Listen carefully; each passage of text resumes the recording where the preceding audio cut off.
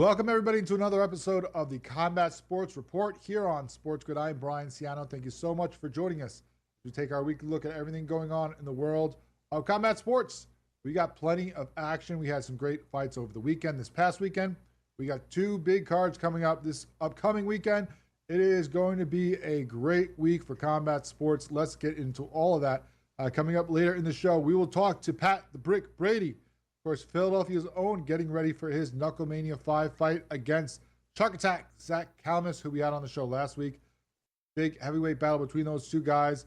I will talk about that fight in just a minute, as well as all the fights on that card, but that one could steal the show. We will see. And a card that is absolutely loaded, that could be one of the best ones, and we can't wait to watch that go down. We will recap what happened out there in California this past weekend for the BKFC. BKFC Fight Night, Pachanga. Some great fights out there, a bunch of finishes early on the card, and then some 5-round battles going on to finish it off at a couple different weight classes. We will break down everything that happened at that card coming up in a couple segments. Then later on, we're going to talk about the PFL, as they have officially announced some of the details of their tournament. We talked about that last week, things that Ariel Helwani was reporting on, about how they're changing the format in multiple ways, whether it's no more regular season, just a straight tournament, the pay and how that was working out. We got some more details though from the PFL this week on the different weight classes involved. We've starting to see some announcements trickling in on fighters who may be involved before we get the full breakdown that is going to be happening in the coming weeks. So we'll break down that a little bit more and talk about that later in the show, as well as previewing this card this weekend, the PFL Road to Dubai Champion Series going on.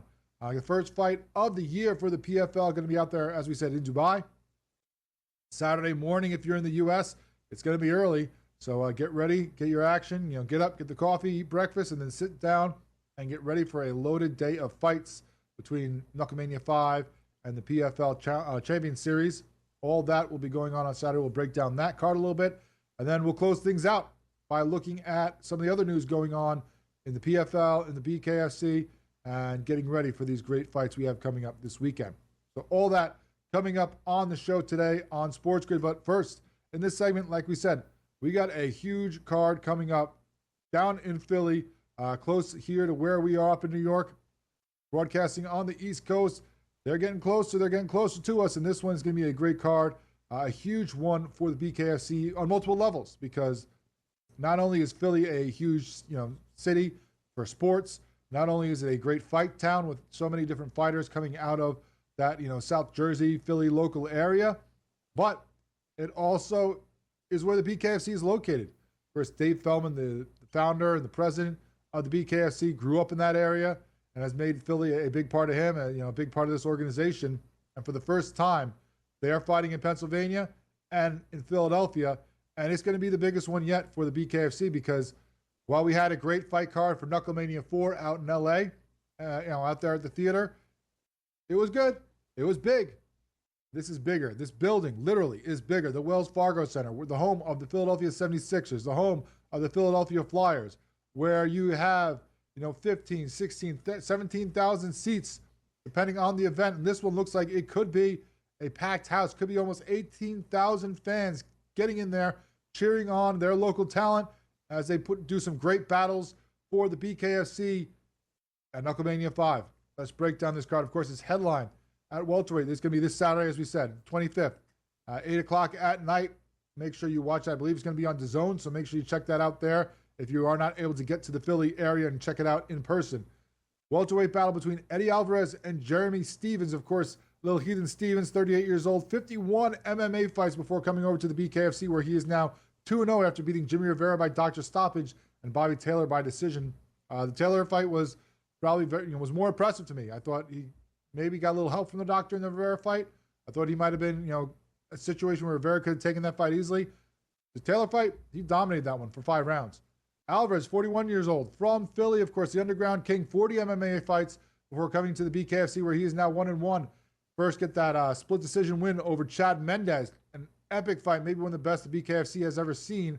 And then, of course, lost to Mike Perry after his corner stepped into that one. Had a great start to that fight, and then Perry came on and did some big damage and ended up getting that fight. Stevens, he's been throwing tons of shade on Philly. at the press conference talking about how it's a second-rate city, how it's a city of losers, and he was going to do to Alvarez what so many of their opponents have done to their teams. He's even gone on morning shows offering to give front row seats to people to see their champion, their favorite son get beaten down by him. So he is not getting any love from the Philadelphia crowd. They're going to be all against him. He's had a great fight, but I think Alvarez is a different type of fighter, a different type of dog in him. And I think it's going to be a battle between these two guys. I think, it could be a split decision, but I think the decision is going to go in the favor of Eddie Alvarez. There's no way that he can let Stephens beat him in front of his home fans here. He cannot live that down, so he's got to make sure he gets the win. Then, the co-main event of this fight card is a heavyweight title fight, one we've been waiting for almost a year for, between Mick Terrell and Big Ben Rothwell. Terrell, of course, is a champion at heavyweight after he won it from Arnold Adams, the 41-year-old Brit. 4-1 in the BKFC, 10-1 in bare knuckle overall. He's got 4 straight wins. Took the belt from Arnold Adams, then defended it against Lorenzo Hunt. Won all 4 of those wins by KO, TKO. He's not a guy that comes in there and necessarily overwhelms you right out of the gates, but he'll pick you apart for 5 rounds until he just batters and batters you and then gets the win and gets the finish. And he's going to be defending that title against Big Ben Rothwell, the 43-year-old longtime MMA vet, 53 MMA fights, 39 wins, 14 losses before he joined the BKFC, where he is 3-0, living up to that Big Ben name, just overpowering Bobo O'Bannon, Josh Copeland, and Todd Duffy, all by KO, TKO. This guy is a beast. We've been waiting for this fight. It's going to be a tough one. I mean, it's going to go one of two ways. I think if it goes the distance, we can see Rothwell tire, and maybe Terrell can pick him apart to get that stoppage like he's done against so many opponents. But if this ends in the first 3 rounds, I think this is Big Ben's fight. He's just going to be bigger, stronger. It's going to be tough for Terrell to just have that weight on top of him and dragging him into the ropes and into the clinch and, doing that dirty boxing. So if it's a distance and goes long, it's going to favor the champ. If it gets into a tight phone booth kind of just grudge match fight, I think that goes for Rothwell. And I think he might get the TKO in the 3rd round. Flyweight title fight. It's not a title fight, but flyweight fight between 2 former title contenders. Taylor Killer B. Starling versus Rowdy Beck Rawlings. Now, of course, Starling, 20-year-old, is the number 2 in the featherweight division. She's calling Philly her second home right now. After years down in North Carolina, she's been back and forth, but loves the Philly area. 4-3 in the BKFC. Started off 3-0, then lost back-to-back fights to Faria and Wong. Went down to 115, beat Savage, then lost to Hart in a title fight. Of course, that awesome fight card out in Sturgis, going against Rawlings, a 35-year-old Australian who's 8-9 in MMA, number 3 flyweight. She's beat 3-3 in the BKFC. Started off 3-0, then lost to Britton Hart, and then back-to-back fights to the misfit Faria. So now she's coming in there looking for a redemption. This is one that she cannot afford to lose. Now, I know that Starling is tough. Killer B is dangerous. She's going to be coming in there aggressive and fast, but Beck Rawlings is, desperate, and sometimes that could be a bigger advantage for a fighter. I think that she gets this one by decision in a very back-and-forth tough fight. Also, as we said, heavyweight battle between Pat the Brick Brady, Philly's own, against the Shark, Zach Calamus, the Shark Attack. Brady, the 40-year-old from Philly, is 5-1 in MMA. Had a lot of ground game in his early fights. BJJ was, his style. Now he's in the BKFC, where he came in and defeated Louis Rumsey by 2nd round TKO up there in Connecticut. Also on that card was a 33-year-old Zach Calamus, who's 5-2 in the BKFC, 4 wins in a row, all by stoppage in the first 3 rounds. We had him on the show last week talking about this fight. And while both these guys are tough, and we'll talk to Brady about this fight, it's hard to go against Zach Calamus right now. Brady put on a good showing. Calamus has just beat up opponents and has no quit in him. So it's going to be hard to see him getting stopped in this fight, but unless Brady gets a huge swell from the Philly crowd that's able to propel him. Also on this card, you got Steve Panda Banks, the 43-year-old who's 2-2 in the BKFC heavyweight division. He needs a big win here, coming off of back-to-back losses to get back in the mix. Also, Dustin, the Disciple Peg, the 37-year-old, needing to get in the mix here after losing to Trinidad Snake. He had 3 fights in a row. He needs to get back in that title picture. He needs a win here on this card as well. When we come back, we'll talk to Pat Brady about his heavyweight tilt against Zach Calamus here on Combat Sports Report.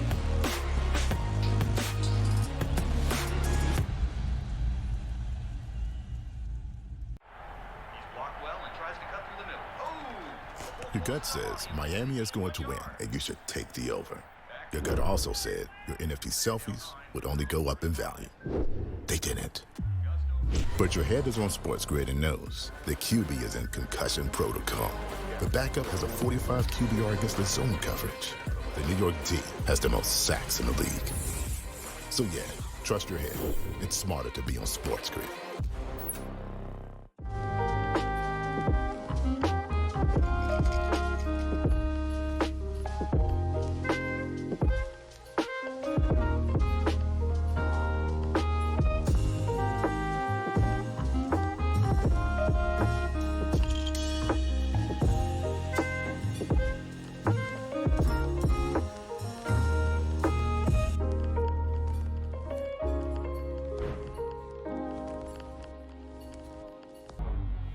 Two guys that can do it all. Too much electricity this morning. This is a good time. We're having a lot of fun. I had to do a triple take. Ka-ching! Why? Because of parity. I didn't mean to offend. Yeah, it's not going to happen. Load management is a dirty word. Let him rip. You know what? Circumstances provide the results. What? How do you do this one? Oh, Donnie, you got such a good show there. A network that is booming. The Early Line, only on SportsGrid. It's Championship Sunday. Can rookie sensation Jaden Daniels clip the Eagles' wings on his way to Super Bowl history? Then, two teams that know each other all too well face off in the AFC in the Bills and Chiefs. SportsGrid has you covered all day Sunday. Start at 8 a.m. with FST, followed by Pro Football Today, and stay with us for in-game live game day. Only on SportsGrid.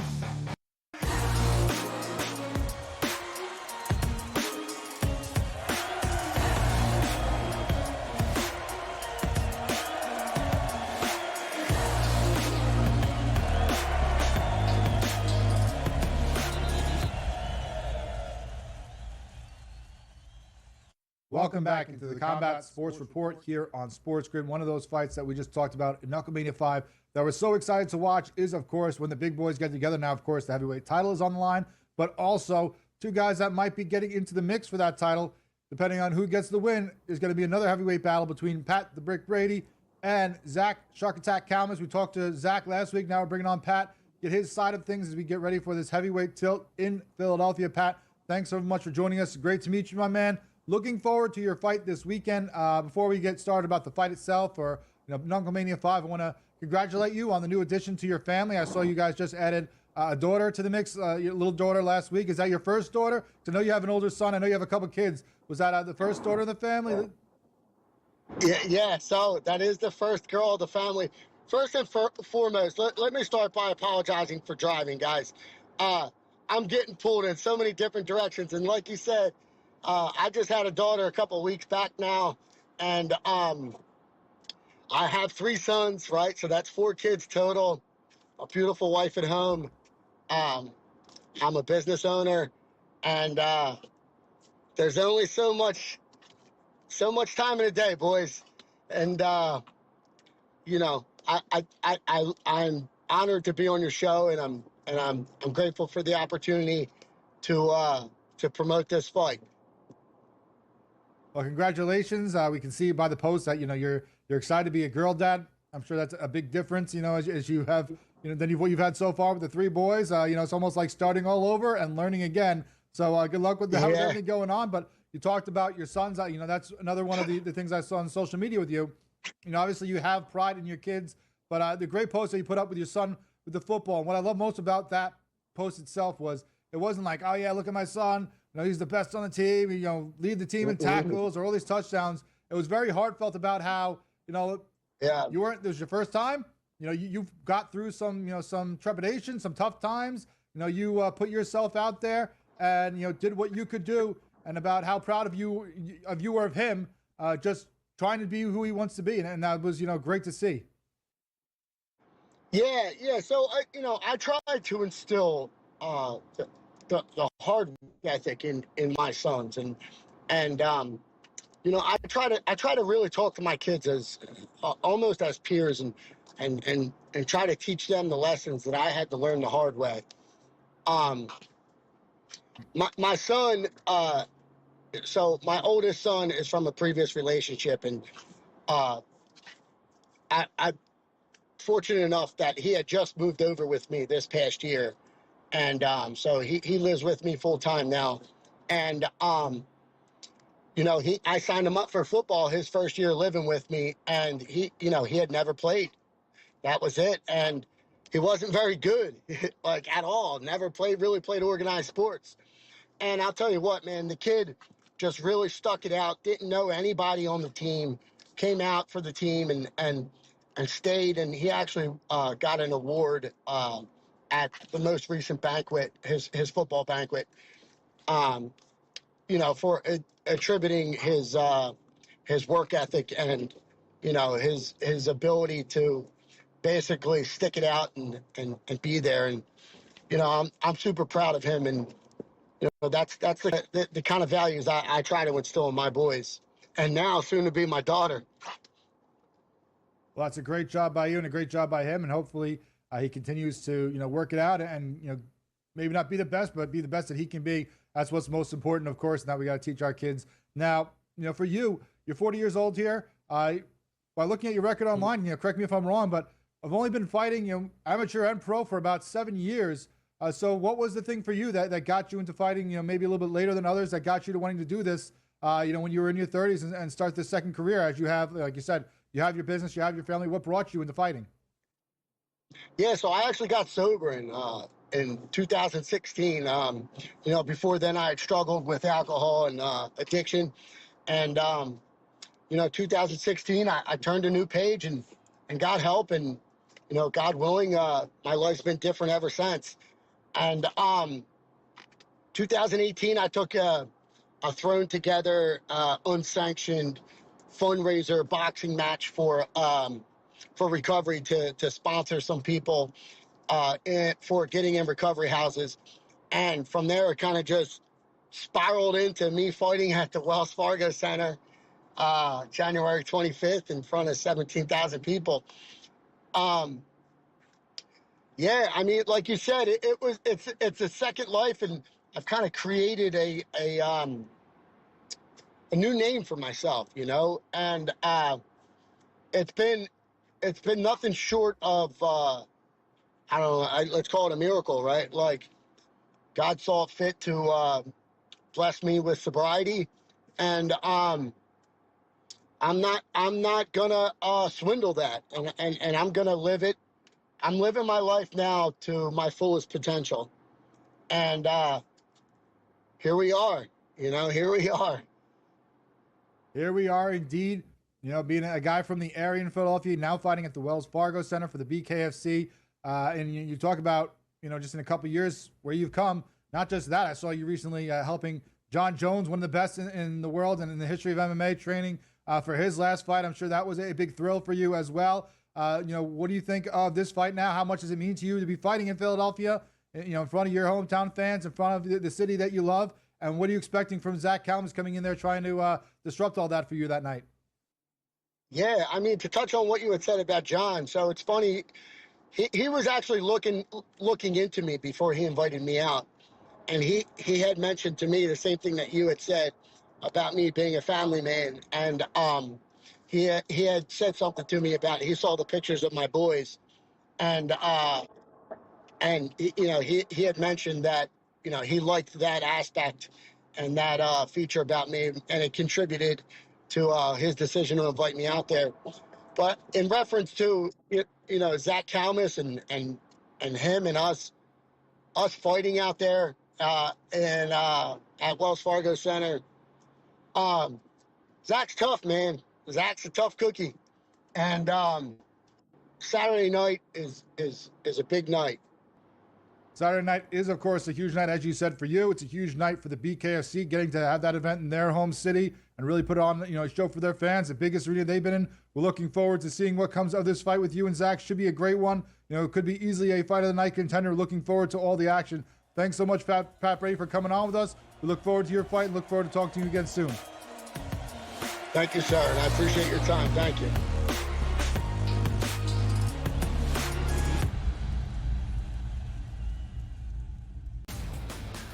Second full year under new ownership to really be where they are right now for this Commanders franchise is one of the best stories of this NFL season. Went to the playoffs and won 2 road games. Now we're going to use that. Hey, rookie quarterback on. No more rookie quarterback. He's already arrived in the NFL as a legitimate quarterback. And can you say, Ben, is he already top 5? The Early Line. Only on SportsGrid. He did nothing for 5 weeks. So he is becoming his brother. So I don't want to hear about how great TJ Watt is with his 0 playoff wins. And he's the first guy to admit it.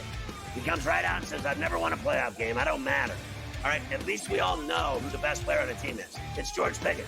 If you don't believe that, well, then screw you, too. Pharrell, Coast to Coast. Only on SportsGrid.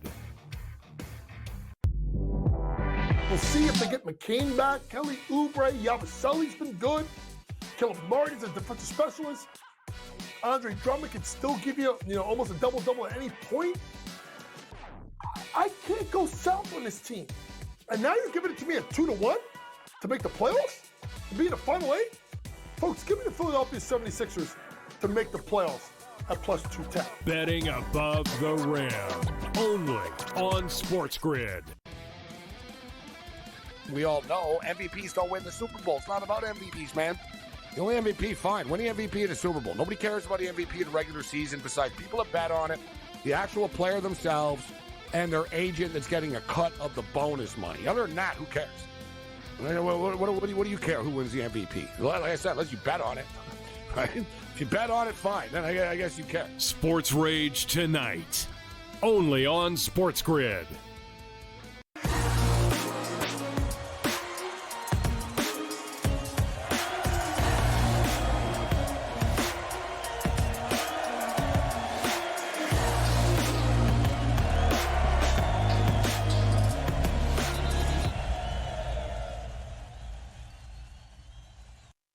Welcome back into the Combat Sports Report on SportsGrid. Thanks so much to Pat Brady for joining us as he gets ready for that fight this weekend against Zach the Shuck Attack Kalmus. Great to talk to both those guys and get to know, obviously, Brady a little bit. Zach, we've had on the show a bunch of times before.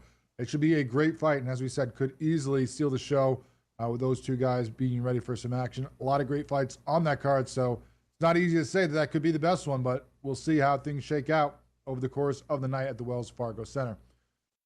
Now let's go and look back at how things shook out last weekend out there in California for BKFC Fight Night Pachanga.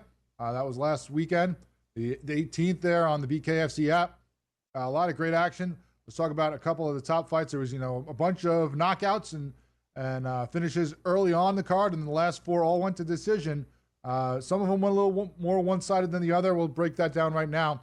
The main fight, of course, was the welterweight battle between Evgeny the Sailor Kurdanov and Elvin El Bandito Brito. Kurdanov was looking to get back into the winning column here. It started 4-0 in the BKFC, then lost 2 in a row. Brito, the former champion at welterweight, was still ranked number 5 in that one, coming off a loss to Jake Lindsay last August.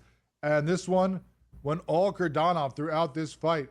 The first round was kind of close. It was more of a feeling out between the two fighters. Both these guys having respect for each other, very technical boxing, looking for those openings. But it seemed like the rest of the way, Kurdanov was in control, especially with the quick counters. Every time that Brito was trying to get in there, Kurdanov was catching him with some great shots. Even in the clinch, he landed a couple shots there in the second round. Quick counters the rest of the way. You see Brito trying to get in there, putting that head down. But every time he did, Kurdanov was able to answer, was able to find his angles, was able to land the shots that eventually would get him this fight, as he got all 3 judges to score in his favor. It was, according to the judges, 50-45 by 2 judges, 49-46 by the third for Kurdanov, unanimous decision. For me, when I looked at it, when I watched it, if you gave the first round to Brito, which was a tight one that either guy could have gotten because there wasn't much thrown either way, then I could have seen a 49-46. Otherwise, I saw a completely 50-45 for Kurdanov in this fight between these two middleweights. Then you had a battle at lightweight with Robbie Problems Peralta trying to get back on the winning column as well against Jordan Hayes Haymaker Christensen. Christensen was 3-5 in the BKFC, alternating wins and losses, and that broke that streak this one. He lost his last one. Now he loses 2 in a row as Peralta takes the victory there by decision, unanimous decision. Again, 50-45 in the eyes of 2 judges, 49-46 in the eyes of 1. Peralta, of course, was coming off that loss to Ruben War, that 6-second knockout, so he really needed a great performance to kind of erase that from everybody's memory when you have a history, almost history-making knockout, you're on the wrong side of that. You don't want that to be the last thing people remember. He came out with a great game plan and battle throughout this one. Was coming forward early, putting Christensen on the back foot the whole time. Christensen was trying to change stances, trying to throw off his opponent. Every time he did, he ate some big shots from Peralta for his trouble. So that was not going out his way. And they kept going throughout the time. Peralta moving, landing quick shots throughout this fight. Christensen trying to find his way, trying to find his, his spots, landing some combos here and there. But Peralta was controlling it throughout the fight. I had it almost all the way for Peralta. I gave maybe the fourth round to Christensen. That's the first time that he really came forward. That's the first time that you saw that urgency in him after he was down 3 rounds, saying, all right, I have to change this up. I have to put him on the back foot. And I thought he had a good round there, but it wasn't enough, obviously, as Peralta comes back in the 5th round and continues to come back at him, even though he had some swelling over his eye from shots Christensen landed in the 4th. Peralta still put him back on the back foot in the 5th, came through and scored the unanimous decision victory. I had it 49-46 for Peralta on my scorecard. Of course, matching one of the judges' scores there. Peralta, the hometown guy, got the pop, got the fans back into it, talking about how, the guy you find out after the fight, 7 kids. How does he even have time to get out of the house? I do not know. But it says he still wants to do this for a couple more years. He still wants to try to make a run at the title, so we'll see. Also on that card, at welterweight, you had Ryu Peterson versus Matt the Hawk Solochuk. We talked to Solochuk last week out of Montreal there, the Canadian fighter. He was coming in there, 2-fight win streak on the Prospect Series, but now he gets his first loss in the BKFC as Peterson gets his second BKFC win and third bare knuckle win with another unanimous decision. This one, 49-46 on 2 cards, 50-45 on 1. It was a feeling out early, but I felt like Peterson every time was landing some good shots, had Solochuk on the back foot. Again, in the 4th round, he comes alive, and he has a great back-and-forth battle between these two guys. Solochuk landing some big shots, some that, towards the end of that round probably would have knocked somebody else out, but Peterson stayed on the feet, didn't get knocked down, then comes back and wins the 5th as well, so he gets the victory there. Plenty of great wins as well by, like we said, knockouts by Andaya, Avila, Williams, Sauceda, and Martinez. And one of the weirdest knockouts you will ever see, where you go check that out on the social media for the BKFC. You can find out whether they have it knockout of the year. It wasn't. It was weird, but still a great card overall. Pachenko here for the BKFC.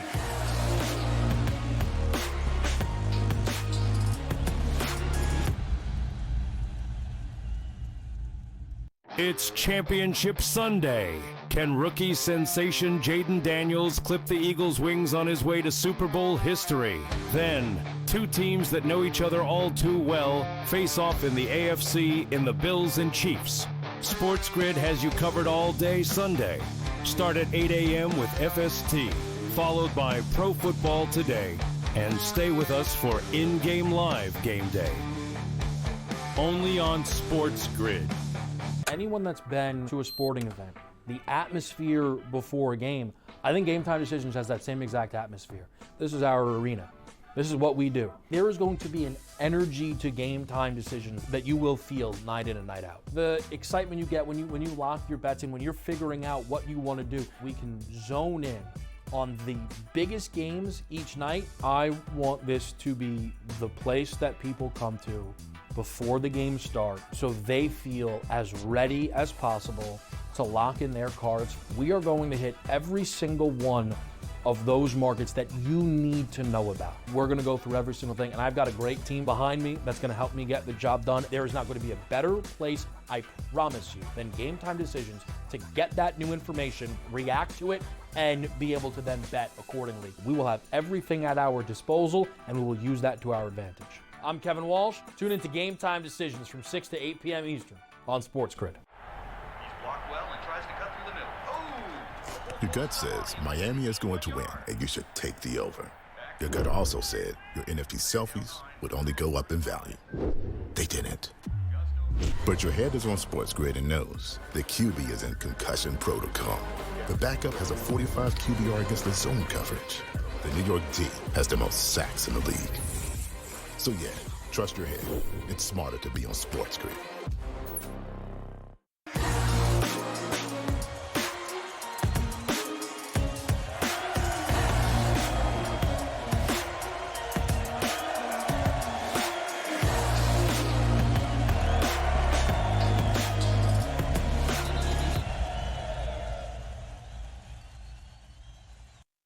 Welcome back into the Combat Sports Report here on SportsGrid. And now we're going to talk about the PFL, talk about the changes that are being made to the tournament this year. We talked a little bit about that last week when we talked about what Ariel Helwani was reporting. Now things have been announced officially, and we get a little extra detail into how things are going to be working for the PFL tournament this year when they talked about all that in their press release this last week. So let's get right into it and talk about what we can expect for the World Tournament 2025 for the PFL. It's going to start in April. Now, of course, we're having cards before then. We're having a card this weekend for them. We'll talk about that coming up next. But, this is going to start in April. You're going to have the first rounds of that, the 3rd, the 11th, and the 18th. Then you're going to have semifinals in June, the 12th, the 20th, and the 27th. Finals in August on the 1st, the 15th, and the 21st. So to be champ now, you have to fight 3 times in 5 months. A little less than you had to before for the PFL, where they had the regular season. Then you had the playoffs. Now this is just straight 8-fighter tournaments with 8 weight classes going to be involved. We'll talk about that in just a second. But like we said, 8 fighters, 2 alternates, as we talked about last week. And it's just going to be going kind of in consecutive weeks there, not to give anybody too much of an advantage for rest and recovery. And April, June, August, it's going to be the 3 times you're going to see this fight breakdown for all these tournaments in these 8 weight classes, which are going to be, as announced, heavyweight for the men, light heavyweight, middleweight, featherweight, welterweight, and lightweight, bantamweight, and then women's flyweight. So basically every man's weight class there, and then the women's flyweight, the 125ers that we've seen a lot of before. So this is going to be an interesting situation there. A lot of fighters going to be involved, 64 in all, single elimination. You lose, you're out. No getting 2 or 3 fights for the point system. This is just get in there, you get who you get, and you better make sure you get the win so that you can move on. And also, another big change that we talked about, elbows will be allowed all the time. Now, when they had the regular season before, when they had the playoffs, it was that you could not do elbows until you got to the finals because, of course, with all those fights in one calendar year, the last thing you want is someone getting cut that keeps them out of competition even if they win. So now it doesn't matter. You get cut, can't fight, you're out. We throw in one of the alternates because it is single elimination, elbows allowed throughout every fight. It is a regular fight, 3 rounds of 5 minutes, normal, typical first round and semis, and then, of course, the finals will be 5 minutes for titles. So it is going to be, interesting to see how that is incorporated by some of these fighters. And, a lot of them obviously practice this throughout their training. So now, it's a little bit of a hindrance for them sometimes, I'm sure, to make sure they don't do that in the middle of a fight or, fighters getting penalized for throwing things that, they are used to throwing in every other fight. Now, everything's open according to the regular rules of MMA. So it's going to be wide open, regular fights the whole time throughout this bracket. Of course, also, as we said last week, $500,000 will be going to the winner. Now, of course, as Ian Parker talked to us about and described, a lot of people, of course, you see that, and you're thinking that they're cutting the pay. That's not what it is. The $1 million that they won previously, they got that big, fancy check, but it was a situation where your fight purse was taking out of that $1 million for each fight that you had. This is not the case. This time, you're getting your fight purse, and you get $500,000 on top of it. So, of course, depending on the deal that these fighters have with the promotion, you could be having someone who's making, 50 grand, 75, 100 per fight or something like that. And now you're getting that 500,000 on top instead of, let's say, I make, $300,000 in my 3 fights leading up to it. And now that gets taken out of the $1 million. It's just straight up on top, a bonus, just like you would if you get a knockout of the night or performance bonus or things like that. It is a $500,000 bonus on top of your pay. So the fighters, seem to like that a lot better. They obviously were involved in the talks with this, and that's something that they are intrigued about. And that's something that's going to be a big part for them. Full brackets are going to be announced in February. So just a couple of weeks here as we get ready, for Super Bowl and, March Madness, things like that in February. It's a big month for sports. Well, we're going to get even more in the fight sports world where we're going to get to know who is going to be in these tournaments for the PFL. And that's going to be exciting because then you not only get to see the names, but you get to see the matchups, who's fighting who in April. You get to see that for about 2 months where you're, looking at those matchups, seeing how the bracket shook out and, how they match it up stylistically. Do they just rank them? Who is the best fighter to the worst they feel in the tournament and match them up that way? Is it, by styles? All that we'll find out in February. And everything will be broadcast on ESPN, ESPN2, and ESPN+. So all that is going to be available in the U.S. on the family of networks for ESPN. For anybody who has, those on your cable or your streaming services, you will get that. We don't have a situation where we have, DAZN being involved, or, Max, or some of these other streaming services where you might have to get other things. Just like the PFL and a lot of the regular season was on ESPN, now this tournament will be as well. Now, as I said, we're going to get the full announcement in February, but we're already getting some fighters trickling in and being announced online as being signed and part of these tournaments. We have 4 of them so far that we have seen come through on the social medias, on the Instagram and X and all that for the PFL. Yves Landau, the featherweight, will be part of that tournament. 21-9 from France. Last time we saw him was a split decision win back in May on the Bellator Champion Series last year. Had a couple wins in 2023 before that. He had 2 wins. He's got a couple wins in Bellator in 2022. So a guy who was part of Bellator, now, of course, being brought over to the PFL. I'm sure he has experience with some of these tournaments being in Bellator before. This was the format that Bellator used for many years in a lot of their divisions. You also have a guy that we have had on this show, Impa Kasanganay, who is going to be in there at the middleweight tournament, 18-5, the U.S. Former light heavyweight champ for the PFL in their tournament before. We saw him obviously fighting for that title again this past year, where he fell in his fight, in his attempt to get that title back against Yagshimuradov. That quick knockout he suffered in round 1. Well, we were breaking down the fights with Ian Parker and Coach, John the Coachman. They were talking about how this guy might be a little undersized for light heavyweight. They want to see what happens after. Well, apparently what that's going to happen is it dropped to middleweight to be part of that tournament. It's going to be very interesting for a guy who had success, had some great power at light heavyweight. What does that equate to now that he drops down to middleweight? Is he even bigger and stronger than some of his opponents now as he gets involved in this tournament?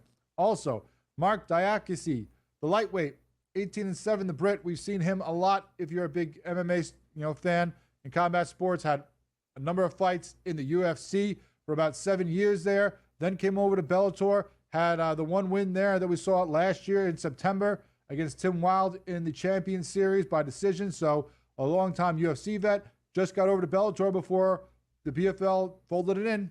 Now he is going to be part of this lightweight tournament there at 155 pounds. And then Kyla Santos, who we saw in the flyweight tournament, the flyweight championship last season when she was fighting against Dakota Dicheva.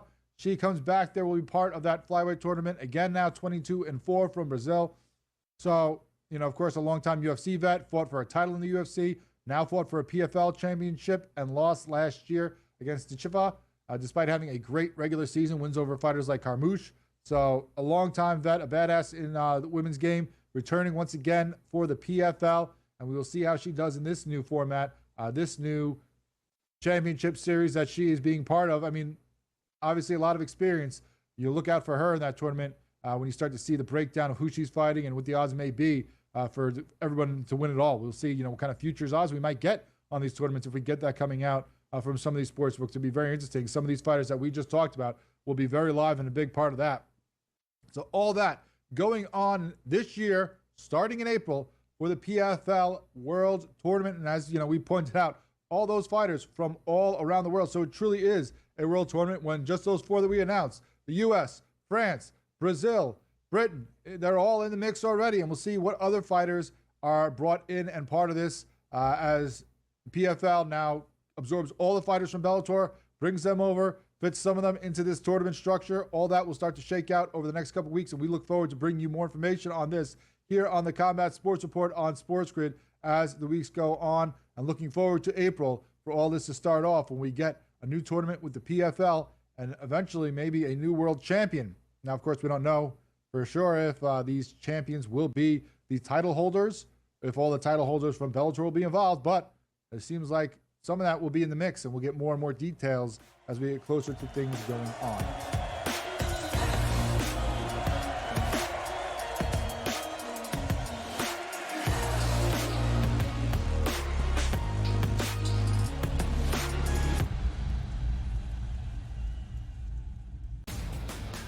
Second full year under new ownership to really be where they are right now for this Commanders franchise is one of the best stories of this NFL season. Went to the playoffs and won 2 road games. Now we're going to use that. Hey, rookie quarterback on? No more rookie quarterback. He's already arrived in the NFL as a legitimate quarterback. And can you say, Ben, is he already top 5? The Early Line. Only on SportsGrid. We all know MVPs don't win the Super Bowl. It's not about MVPs, man. The only MVP, fine. Win the MVP in the Super Bowl. Nobody cares about the MVP in the regular season besides people that bet on it, the actual player themselves, and their agent that's getting a cut of the bonus money. Other than that, who cares? What do you care who wins the MVP? Like I said, unless you bet on it. Right? If you bet on it, fine. Then I guess you care. Sports Rage tonight. Only on SportsGrid. Saturday, January 25th is a huge day at Gulfstream Park. It is Pegasus Cup Day. We're going to have a preview show. First Bet presents the DRF handicapping show for Pegasus World Cup. Alexa, tell us more. Yep, Friday, January 24th. Make sure to tune in on SportsGrid TV from 2 to 3 p.m. to see the show. If you miss it then, don't worry. It airs again on Saturday at 11 a.m. We're going to talk about all the major contenders in the Pegasus Cup. Special guests Bailey Armour, Samantha Perry, and Randy Moss will join us. Don't miss it. This guy Ovechkin, how he was injured and missed all that time, and the fact that he's still on pace to pass Gretzky. I think everybody's rooting for Ovechkin at this point in time, and I think he'll do it as well. So it's a feat that no one ever thought Scotty would be broken. It's going to be broken, and it's probably going to be broken because he's not going to stop shooting. Pharrell, Coast to Coast. Only on SportsGrid.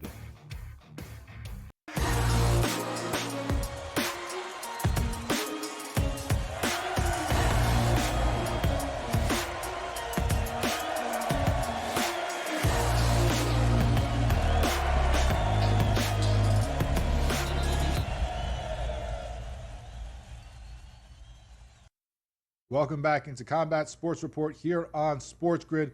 Now, of course, we talked about the great tournaments we're going to see from the PFL coming up this year, but we're going to see action from them this weekend. You can watch it on Max right now, streaming this weekend. Going to be early. Make sure if you're looking for this, you're up early and ready, especially if you're on the West Coast there, because PFL Road to Dubai Champion Series is going to be happening, of course, over in Dubai, 10:30 a.m. Eastern Time in the U.S. If you're on the West Coast, that's 7:30 a.m. Pacific Time. Hopefully they'll have replays of it on Max as well on the streamer, because that is where all the action will be taking place as we get Dagestan versus Ireland as they are building this card up, as you see from the graphic there. A bunch of fights at the top where you have the Dagestani Russian fighters versus Irish fighters. So it's going to be very interesting to see how this goes down, who gets the better of the battles here.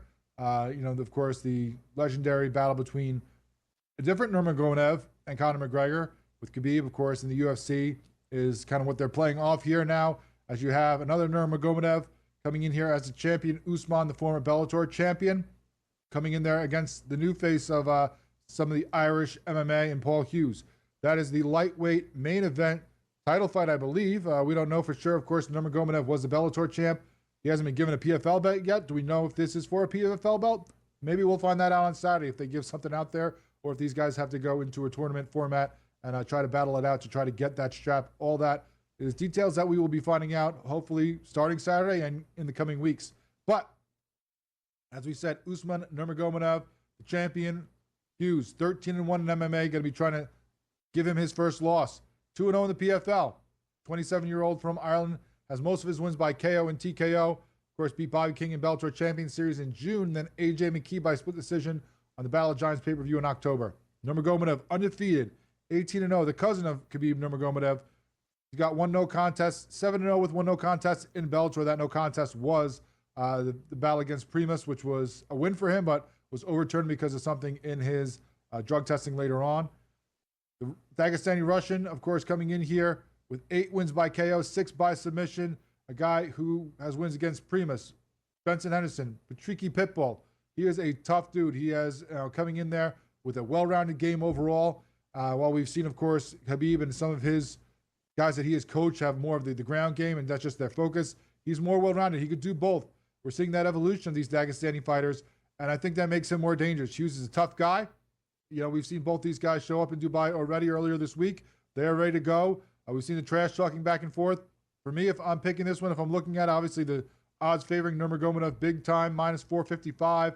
plus 350 as far as the money line goes. I like Nurmagomedov. You want to find a different way? When the odds come out for the different prop bets, I like him. Maybe kind of the double play with the submission or decision. I don't think he's going to knock out Hughes, despite that he's done it before. We've seen how tough this Irishman is, and he uses that grappling game to try to neutralize some of his opponents like he did against McKee. So I think we can see a lot of ground attack in this one, and I'm going to lean more towards decision, but I'm going to play it both ways. Maybe a double play if you can get it in order to cover both bases as Nurmagomedov, I believe, stays undefeated. Then we break away from that a little bit. We have a Russian fighter in this one, but not from Dagestan, and Vadim Nemkov at heavyweight, the former Bellator light heavyweight champion, going against Tim Johnson. Johnson, 39 years old, 18-10 in MMA. He's been around a long time. He's fought in Bellator and PFL, 5-6 record there, former UFC fighter. He, last year in the PFL, beat Marquez, but lost to Golstov in that tournament. He's got 10 wins by KO, TKO over his career, former college wrestler. Nemkov, of course, the former light heavyweight champion of Bellator, has wins over some big names. Corey Anderson, Ryan Bader, Yoel Romero, Phil Davis. I was supposed to fight Anderson for a third time here in this fight before something happened in Davis. And Anderson was replaced on this one by Johnson. The 32-year-old Russian is 17-2, 12-0 with one no contest in Bellator PFL. Now he's going to be coming in there for his second fight in the PFL at heavyweight after beating Capoloza at heavyweight last February. Against some other opponents, maybe this would be a tougher guy, maybe a tougher time for Nemkov going up in weight. But, he's done it before. He fought Yuri Prozhaka years ago in Risen at heavyweight. So this isn't his first, go around the block in these bigger weight classes. But, I think Johnson just isn't tough enough there, isn't the guy to really take him out as being a bigger opponent at heavyweight. So I'm going to go Nemkov in this one as well. Johnson will have some height and reach advantage, but Nemkov will be faster. He'll have the more well-rounded skill. I like Nemkov by decision there in that fight. At featherweight, and he's a big favorite, minus 1350 on the money line. At featherweight, you have Ahmed Magomedov versus Nathan Kelly. Magomedov is the replacement here, the 28-year-old from Dagestan, 10-1 in MMA, 1-1 in Bellator. He's got a lot of submission or decision wins for each in his record. Kelly, the 27-year-old from Ireland, another Dagestan, Ireland fight there, 11-2 in MMA. 7-0 in Bellator, the PFL. He's got 11 straight wins after starting his career off 0-2. So the guy is on a roll. He knows how to win 4 by TKO, 5 by submission. If you look at the odds, though, his opponent, Magomedov, is actually the favorite in this one, minus 218 right now on the money line. So you know what? You're going to give me some underdog pricing on a guy who's on a roll like that? I'm going to take Kelly. We talked to Ian Parker last week, and he talked about how he's interested to see with this guy, see how he does. This is a guy that he's got his eye on as maybe a guy who can really make a name for himself in the PFL. Maybe we can see him in a tournament format for the featherweights. Right now, I'm going to take him. I like him by late KO if you're going to give me, more prop bet, better odds to bet on. But if you give me plus 180, why even take the chance? I'm going to just take Kelly straight up to win. Featherweight, you got Ibragimov versus Kenny Mankahonana. Ibragimov is the favorite in this one, minus 500, the heavy favorite on the money line in the book, the Dagestani fighter. Now fighting out of the UK, 8-0 in MMA, 2-0 in Bellator, the PFL, 3 KOs, 3 sub-wins. So he's going against that Irish fighter. Kenny is a big underdog, as we said, plus 380. 28-year-old is 5-1 in the MMA, 2-1 in Bellator. He lost his last fight against Josh O'Connor. The big thing for him, submission wins is his game, 4 of those. He is 6 foot, which is unusual for this weight class, 73 inches. He's got a long, lean build that's going to possibly serve him well to try to stay out of some trouble, but he's got a 4-inch height, 7-inch reach advantage, so that makes me want to pick him for a decision victory. I don't know, though. When you look at those odds, it seems heavy in his opponent's favor, so I'm going to say this one goes a distance because he can use that one to get out of some trouble maybe, to keep his opponent at bay a little bit, but maybe just play it safe and just go straight up. Whoever wins is by decision. Try to get those odds when it comes out on the book when you get this fight. But going to be a very interesting card this Saturday on Max, coming to you from Dubai, the PFL Road to Dubai Champion Series. Can't wait to watch Dagestan versus Ireland on Max.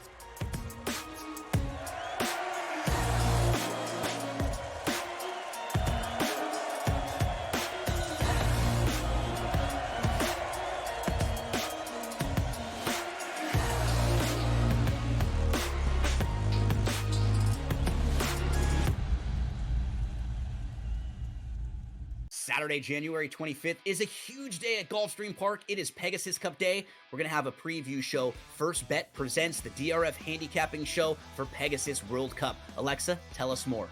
Yep, Friday, January 24th. Make sure to tune in on SportsGrid TV from 2 to 3 p.m. to see the show. If you miss it then, don't worry. It airs again on Saturday at 11 a.m. We're going to talk about all the major contenders in the Pegasus Cup. Special guests Bailey Armour, Samantha Perry, and Randy Moss will join us. Don't miss it.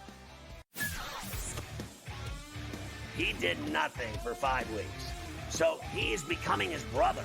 So I don't want to hear about how great TJ Watt is with his 0 playoff wins. And he's the first guy to admit it. He comes right out and says, I've never won a playoff game. I don't matter. All right, at least we all know who the best player on the team is. It's George Pickens. If you don't believe that, well, then screw you, too. Pharrell, Coast to Coast. Only on SportsGrid. We'll see if they get McCain back. Kelly Oubre, Yabusele's been good. Caleb Martin's a defensive specialist. Andre Drummond can still give you, almost a double-double at any point. I can't go south on this team. And now you're giving it to me at 2-1 to make the playoffs? To be in the Final 8? Folks, give me the Philadelphia 76ers to make the playoffs at plus 210. Betting above the rim. Only on SportsGrid. We all know MVPs don't win the Super Bowl. It's not about MVPs, man. The only MVP, fine. Win the MVP in the Super Bowl. Nobody cares about the MVP in the regular season besides people that bet on it, the actual player themselves, and their agent that's getting a cut of the bonus money. Other than that, who cares? What do you care who wins the MVP? Like I said, unless you bet on it. Right? If you bet on it, fine. Then I guess you care. Sports Rage tonight. Only on SportsGrid.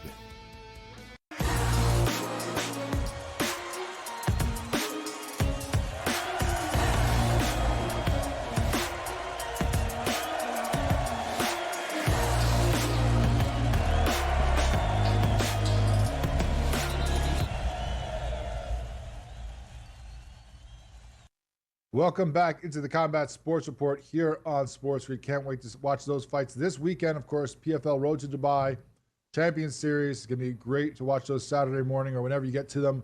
Should be some awesome battles between those two countries there.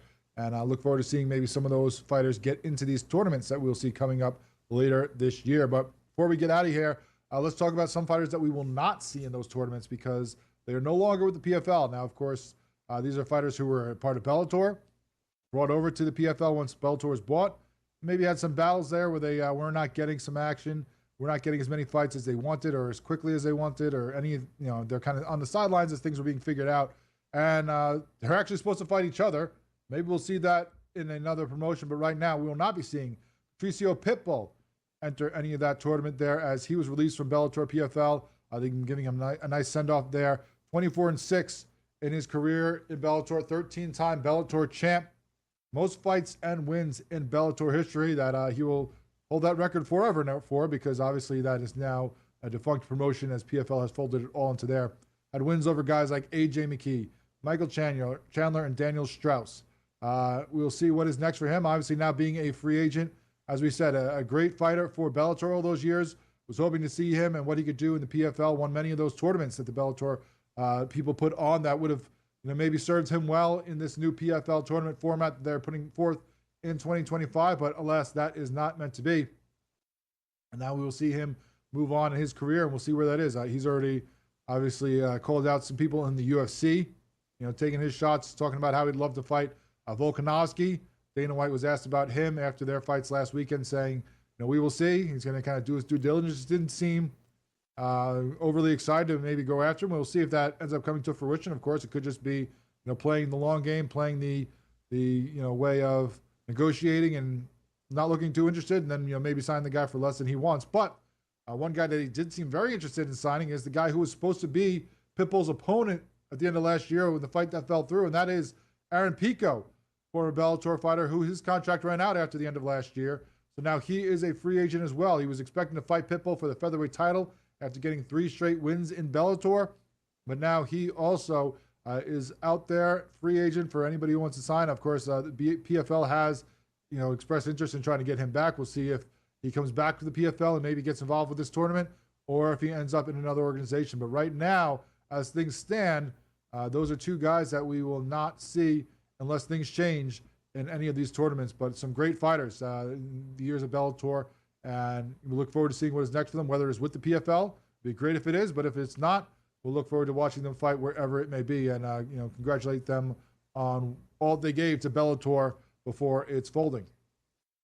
Some other news that is out there that's very interesting now, of course, Knucklemania 5 is coming up in Philly, as we talked about. There's going to be a lot of big names there. The BKFC is going to roll out some huge stars there to try to really pump it up there, make it big in their hometown of Philly. We've seen Conor McGregor out there. Of course, he's been a huge investor in the BKFC over the last couple of years, big part of that, part of the ownership group. Seen him out there now rolling with the Paul brothers, I guess getting ready to be there for Knucklemania 5.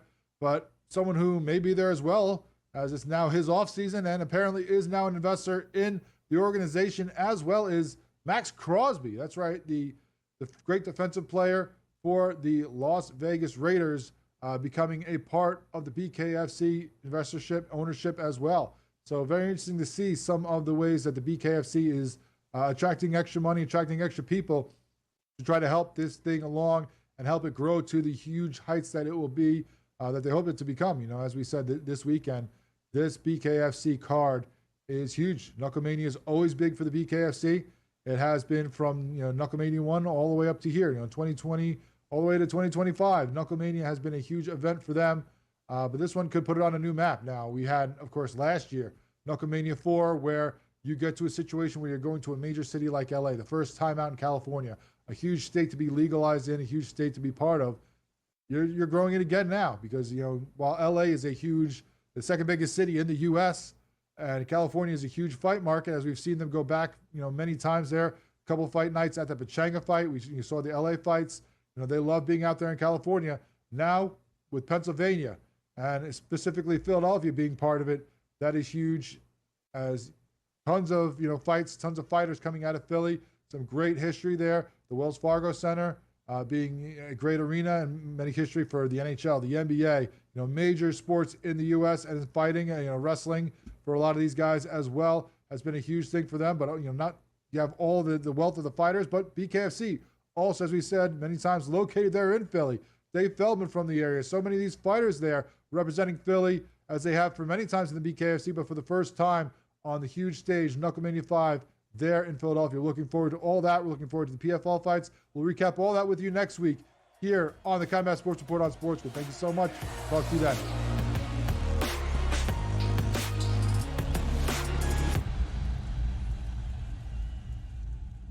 It's Championship Sunday. Can rookie sensation Jaden Daniels clip the Eagles' wings on his way to Super Bowl history? Then, two teams that know each other all too well face off in the AFC in the Bills and Chiefs. SportsGrid has you covered all day Sunday. Start at 8 a.m. with FST, followed by Pro Football Today, and stay with us for in-game live game day. Only on SportsGrid. Saturday, January 25th is a huge day at Gulfstream Park. It is Pegasus Cup Day. We're going to have a preview show. First Bet presents the DRF handicapping show for Pegasus World Cup. Alexa, tell us more. Yep, Friday, January 24th. Make sure to tune in on SportsGrid TV from 2 to 3 p.m. to see the show. If you miss it then, don't worry. It airs again on Saturday at 11 a.m. We're going to talk about all the major contenders in the Pegasus Cup. Special guests Bailey Armour, Samantha Perry, and Randy Moss will join us. Don't miss it.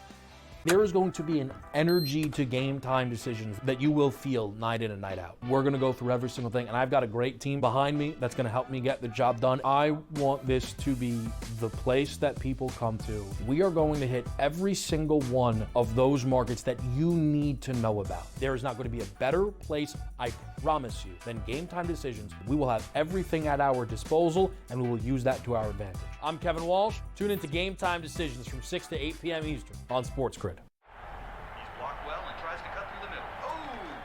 Your gut says Miami is going to win, and you should take the over. Your gut also said your NFT selfies would only go up in value. They didn't. But your head is on SportsGrid and knows the QB is in concussion protocol. The backup has a 45 QBR against the zone coverage. The New York D has the most sacks in the league. So yeah, trust your head. It's smarter to be on SportsGrid.